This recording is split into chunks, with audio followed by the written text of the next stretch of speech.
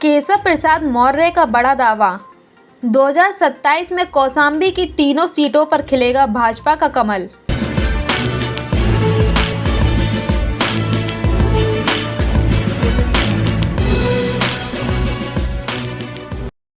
भाजपा कार्यकर्ता सम्मेलन को संबोधित करते हुए डिप्टी सीएम केशव प्रसाद मौर्य ने कहा कि 2027 के विधानसभा चुनाव में कौशाम्बी की तीनों सीटों पर भारतीय जनता पार्टी का कमल खिलेगा। उन्होंने कार्यकर्ताओं के उत्साह की सराहना करते हुए दावा किया कि समाजवादी पार्टी का यहां से पूरी तरह सफाया होगा। पंचायत चुनाव को लेकर उन्होंने कहा कि भाजपा संगठन पूरी तरह तैयार है और चुनाव की स्थिति बनी तो जीत सुनिश्चित है। अखिलेश यादव की ट्वीट पर प्रतिक्रिया देते हुए उन्होंने कहा कि विपक्ष को बजट से उम्मीद नहीं करनी चाहिए, क्योंकि सरकार जनता की उम्मीदों को पूरा करने के लिए पूरी तरह प्रतिबद्ध है। भगवान श्री रामलला के चरणों में प्रार्थना करता हूँ।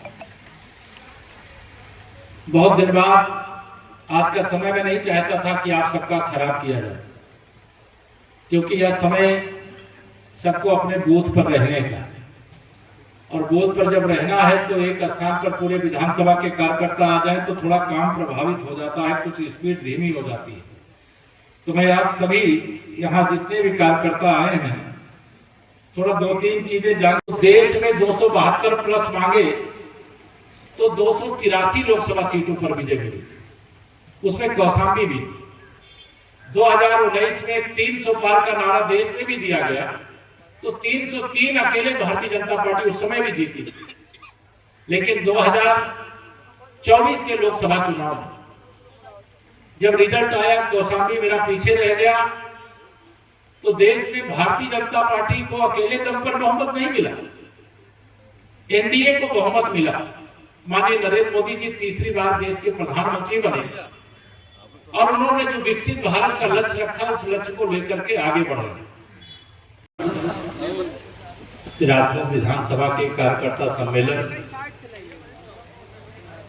में जिन्हें भारतीय जनता पार्टी का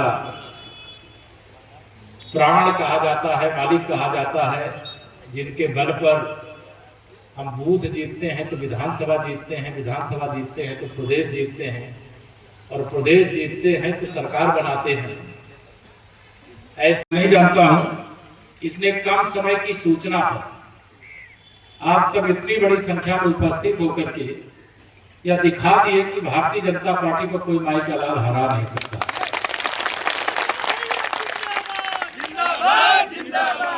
समाजवादी पार्टी की हैसियत न तो सिराथू जीतने की है, ना कौशाम्बी जीतने की है, ना उत्तर प्रदेश जीतने की। मैं सही कह रहा हूं?